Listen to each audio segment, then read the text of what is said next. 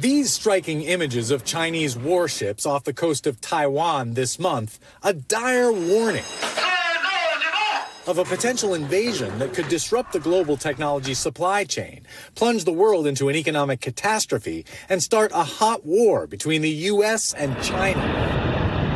And according to one geopolitics expert, an actual invasion could be over before the U.S. even has a chance to respond. So a lot of people assume that this would be sort of a Normandy type of beach landing. The reality is the terrain does not allow it. Dmitry Alperovich predicted the Russian invasion of Ukraine, and now in a new book, he lays out how China could seize Taiwan.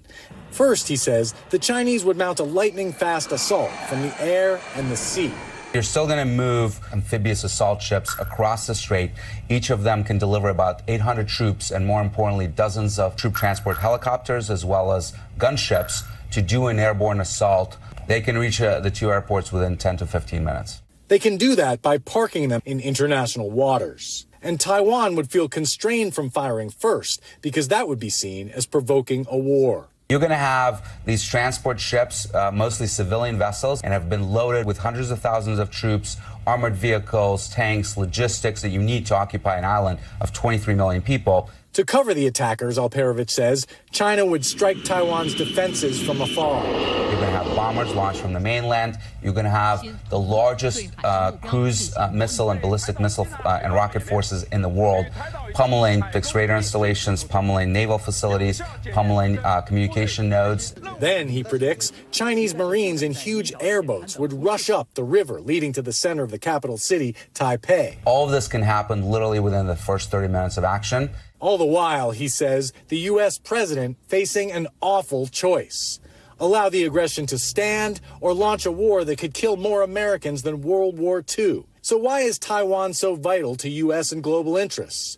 One reason, Taiwan manufactures almost 70% of the world's semiconductors, those tiny boards used in everything from phones and laptops to life-saving medical devices and the vast server networks that power American industry. And if China invades, experts say, the U.S. or Taiwan is likely to destroy those factories, which would spell economic disaster for much of the world. Or if China manages to capture the factories and keep them operational, it would leap ahead in the world's most important technologies. Alperovich says that would harm American prosperity and security.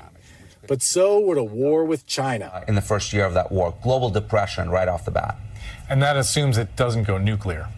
That's right. Intelligence agencies and military leaders have been warning for years that China is working on plans to seize Taiwan by force. The admiral in charge of U.S. Pacific Command told Congress in March that, quote, all indications point to the People's Liberation Army meeting Xi Jinping's alleged goal of potentially invading Taiwan by 2027. We haven't faced a threat like this since World War II. China has spent the last 2 decades modernizing its military to be able to destroy American ships in the Pacific. You're going to lose ships. You're going to lose a lot of sailors. You're going to lose thousands, potentially even tens of thousands of American troops. Alperovich says the U.S. must make containing China the focus of its foreign policy. The United States has to make it clear to them that the cost of this conflict are going to be too huge for the Chinese economy. He says that means ending U.S. reliance on China for things like critical minerals and solar panels. And it means arming Taiwan in a way that would make an invasion much more painful than it would be today.